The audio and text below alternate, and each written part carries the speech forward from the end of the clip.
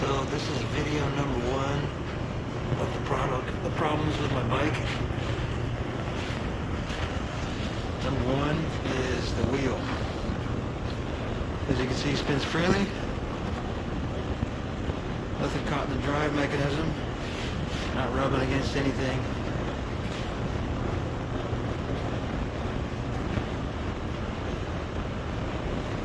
However, when I apply throttle, this is what you hear.